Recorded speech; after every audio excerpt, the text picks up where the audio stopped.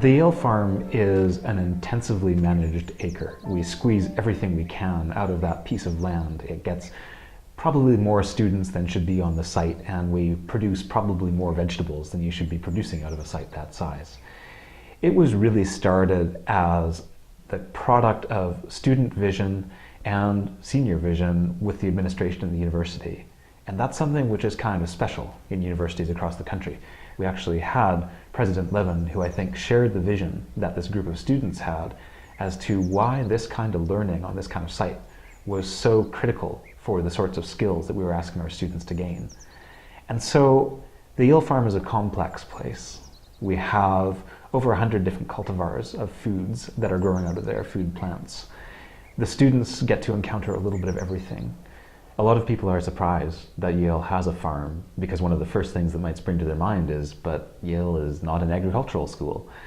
Well, the farm is not an agricultural teaching space per se. It's actually something much bigger than that. And that's reflected in the disciplines and the interests that the students at the farm have. If I were to describe the typical Yale Farm student, the intern in the academic year or during the summer, or the ones who take the classes that have to deal with food and agriculture, I would be hard-pressed. There is no typical Yale Farm student. The diversity in their disciplines and interests is even broader perhaps than the diversity of crops that we grow on site. We have everybody from history majors to economics majors. We have political science and American studies. We have people who are interested in the life sciences as well as the social sciences, the humanities. It's all represented there. We need to have a space where the people can interact with the source of their food. And in urban agriculture, we actually have our best opportunity to do this. The students are there to get the food out into the community at the Worcester Square Farmers Market.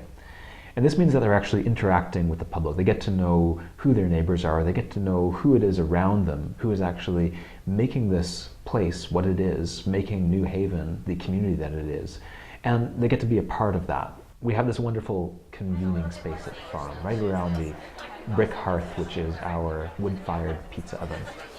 People come together around that oven, around the table, and they share together some of the tastiest food I think you're ever going to find. It's all using fresh ingredients that come straight from the farm, so they have flavors that are just absolutely exceptional.